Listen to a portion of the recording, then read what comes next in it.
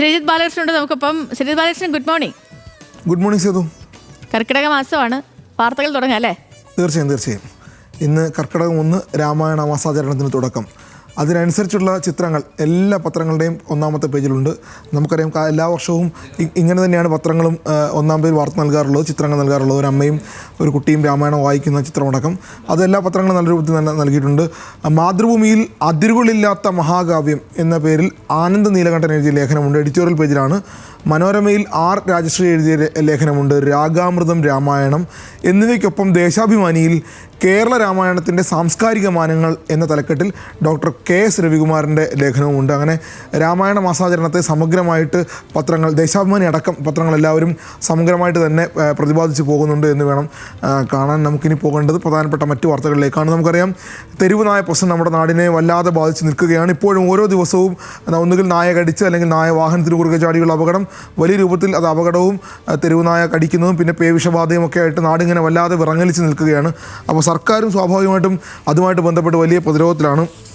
അപ്പോൾ പിന്നെ ആലോചിക്കാവുന്നത് ഏറ്റവും കടുത്ത നടപടി തന്നെയാണ്. ദയാവധം നടപ്പാക്കാനാണ് സർക്കാർ ആലോചിക്കുന്നത്. ഇന്നലെ 2 മന്ത്രിമാരും, തദ്ദേശ സ്വയംഭരണ വകുപ്പ് മന്ത്രി, അദ്ദേഹത്തിൻ്റെ കീഴിലാണ് ഇത് വരുന്നത്. അതോടൊപ്പം തന്നെ പിന്നെ മൃഗസംരക്ഷണ വകുപ്പ് മന്ത്രിയും 2 പേരും, ചിഞ്ചുറാണിയും MP രാജേഷും മാധ്യമങ്ങളെ കണ്ടിരുന്നു, വലിയ യോഗമൊക്കെ നടത്തിയിരുന്നു. അതിനുശേഷം തീരുമാനമെടുത്തു. നിലവിലുള്ള നിയമത്തിലെ വ്യവസ്ഥ പ്രകാരം ദയാവധം നടപ്പാക്കാൻ ആണ് ആലോചിക്കുന്നത്. തെരുവുനായ പ്രശ്നം ഉൾപ്പെടെ നടപടിയാണ് ആലോചിക്കുന്നത്. തെരുവുനായ ഉൾപ്പെടെ ഏതെങ്കിലും മൃഗത്തിന് ഗുരുതര രോഗമുണ്ടോ, മറ്റു മൃഗങ്ങളിലേക്ക് പടരാൻ സാധ്യതയുണ്ടോ എന്ന് ബോധ്യപ്പെട്ടാൽ അവയ്ക്ക് ദയാവധം എന്നുള്ളതാണ്. രോഗമുണ്ടെന്ന് വെറ്റിനറി ഡോക്ടർ സാക്ഷ്യപ്പെടുത്തണം. അപകടം പറ്റിയ നായ്ക്കൾക്കും ഇത് ബാധകമാണ്. ABC, നമുക്കറിയാം, ABC നമ്മുടെ നാട്ടിൽ അത് നടപ്പാക്കാൻ തീരുമാനിക്കുന്നു. പക്ഷേ അത് പൂർണ്ണ രൂപത്തിൽ നടപ്പാക്കാൻ കഴിയുന്നില്ല. കാരണം അതിന് കേന്ദ്ര നിയമത്തിൻ്റെയും കേന്ദ്ര ചട്ടത്തിൻ്റെയും ഒക്കെ ബാധ്യതകളുള്ള നിയമം കൂടിയാണത്. അനിമൽ ബർത്ത് കൺട്രോൾ, ABC ചട്ടങ്ങൾക്ക് ശേഷം കേന്ദ്ര സർക്കാർ കൊണ്ടുവന്ന animal husbandry practices and procedures റൂളിലെ വ്യവസ്ഥ പ്രകാരമാണിത്. മൃഗസംരക്ഷണം, തദ്ദേശ സ്വയംഭരണം നിയമവകുപ്പുകളുടെ സംയുക്ത യോഗത്തിലാണ് ഈ തീരുമാനം. എന്തായാലും ദയാവധം എന്നുള്ളത് വലിയ കാര്യം തന്നെയാണ്. അതുകൊണ്ട് തന്നെ പത്രങ്ങളും ആ രൂപത്തിൽ, ഇത് മാതൃഭൂമിയാണ് ഞാൻ വായിച്ചത്, മാതൃഭൂമി ദയാവധം എന്ന് തന്നെയാണ് വലിയ രൂപത്തിൽ ഹെഡിങ് നൽകുന്നത്. രോഗമുള്ള തെരുവ് നായ്ക്കൾക്ക് ദയാവധം എന്ന് പറഞ്ഞ് മനോരമയും നൽകുന്നുണ്ട്.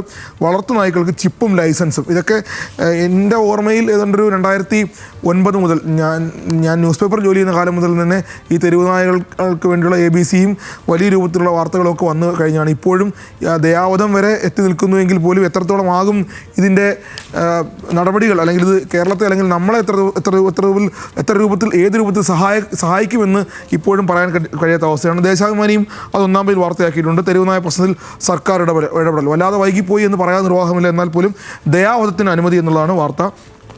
ദേശാഭിമാനിയും ദയാവധം തന്നെയാണ്. രോഗം ബാധിച്ചവയെയും പരിക്കേറ്റവയുമാണ് കൊല്ലുക. മൃഗ ഡോക്ടറുടെ സാക്ഷ്യപത്രം വേണം. ഇനി അവിടെയാണ് പ്രശ്നം വരാൻ പോകുന്നത്.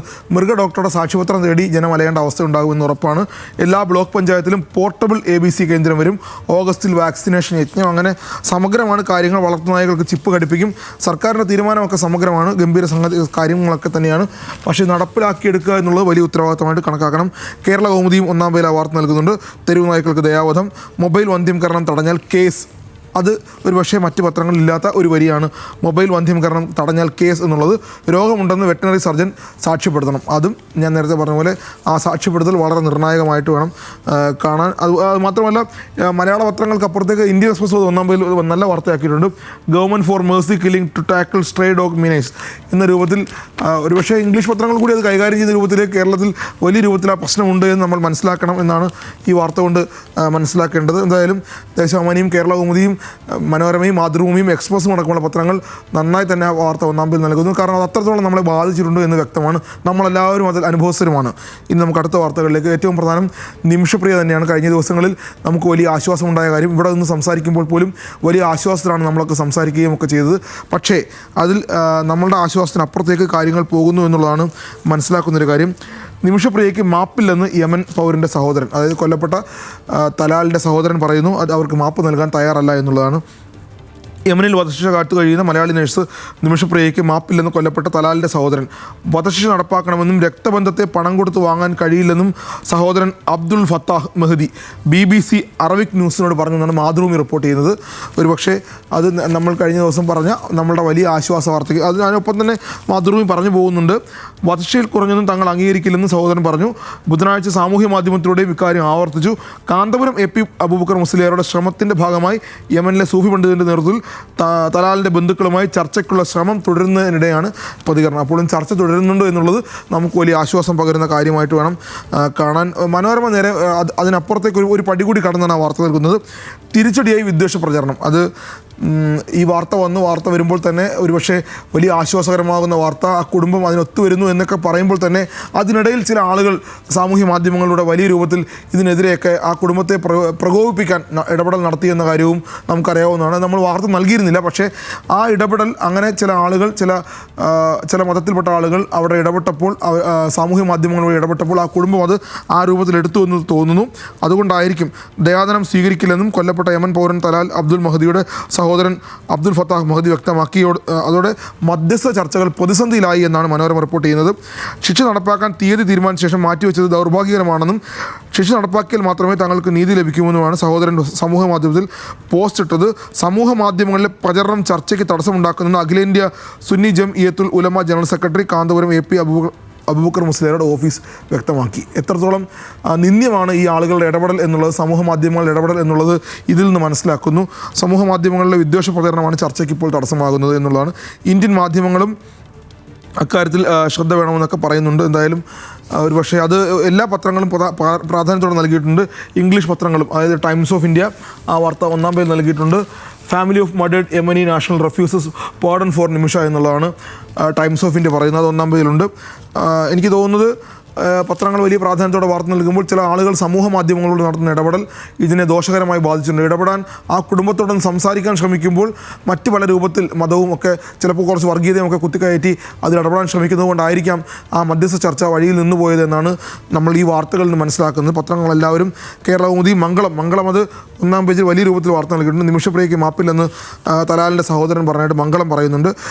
ശിക്ഷ നടപ്പാക്കൽ വരെ പിന്തുടരും എന്ന് പറഞ്ഞതായിട്ടാണ്. ശിക്ഷ നടപ്പാക്കൽ വരെ പിന്തുടരുമെന്നാണ് ആ തലാലിൻ്റെ സഹോദരൻ പറഞ്ഞതായിട്ടാണ് മംഗളം റിപ്പോർട്ട് ചെയ്യുന്നത്. മനോരമയും മാതൃഭൂമിയും ഒക്കെ വാർത്ത ഒന്നാം പേജിൽ നൽകുന്നുണ്ട് എന്നുള്ളത് വലിയ പ്രാധാന്യം ഉള്ളതായിട്ട് വേണം നമ്മളും കണക്കാക്കാൻ. ഇനിയെന്നുള്ളത് സർക്കാർ കഴിഞ്ഞ ദിവസം ഡ്രൈവിംഗ് ടെസ്റ്റുമായിട്ട് ബന്ധപ്പെട്ട് നമ്മളെല്ലാവരും ഡ്രൈവിംഗ് ലൈസൻസ് ഉള്ളവരാണ്. എടുക്കാൻ പോകുന്നവർക്കൊക്കെ ചിലപ്പോൾ ഇനി വരാൻ പോകുന്നൊരു ബുദ്ധിമുട്ട് എന്നുള്ളത് സർക്കാർ കുറച്ച് നടപടികൾ കടുപ്പിച്ചു. ഡ്രൈവിംഗ് ലൈസൻസ് എളുപ്പമായി പോയി, അല്ലെങ്കിൽ അതുകൊണ്ട് വളരെ എളുപ്പത്തിൽ ആളുകൾക്ക് ഡ്രൈവിംഗ് ലൈസൻസ് കിട്ടുന്നു എന്നുള്ളതുകൊണ്ട് കുറച്ച് നടപടികൾ കടുപ്പിച്ചിരുന്നു. അപ്പോൾ ആ കടുപ്പിച്ചതിൻ്റെ ഭാഗമായിട്ട് അതിൽ ഹൈക്കോടതി ഇടപെട്ടു. സ്വാഭാവികമായിട്ടും അങ്ങനെയാണല്ലോ, സർക്കാർ ഒരു തീരുമാനമെടുക്കും, കോടതി അതിലിടപെടും.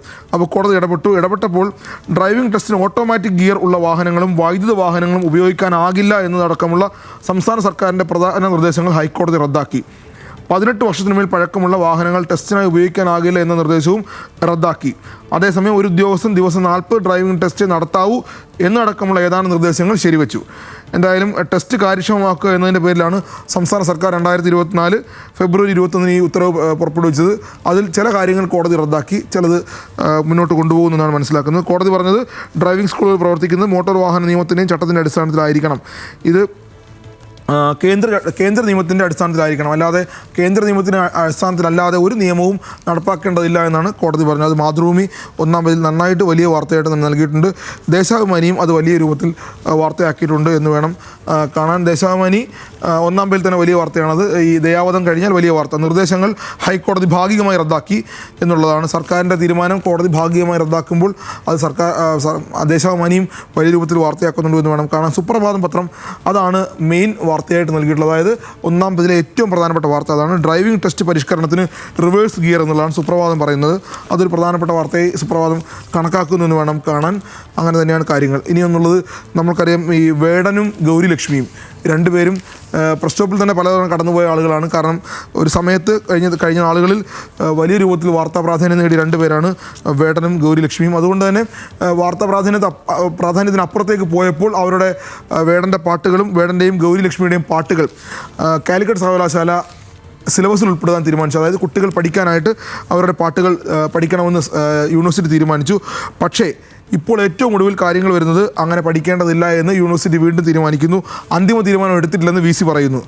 യൂണിവേഴ്സിറ്റി സിൻഡിക്കേറ്റ് ആയിരിക്കും ആ തീരുമാനം എടുക്കുക. VC അതിനെ എതിർക്കാൻ പോവുകയാണ്. സ്വാഭാവികമായിട്ട് നമ്മുടെ നാട്ടിലെ VCയും സിൻഡിക്കേറ്റും തമ്മിലുള്ള, ഗവർണറും VCയും സിൻഡിക്കേറ്റും ഒക്കെ കൂടി ചേർന്നുള്ള ഒരു തർക്കത്തിൻ്റെയും വലിയ സംഘർഷത്തിൻ്റെയും ഫലം എന്ന നിലയ്ക്ക് വേടൻ്റെയും ഗൗരിലക്ഷ്മിയുടെയും പാട്ടുകൾ പഠിക്കുന്ന കാര്യത്തിൽ ഇനിയും അന്തിമ തീരുമാനമായിട്ടില്ല എന്നാണ് പറയുന്നത്.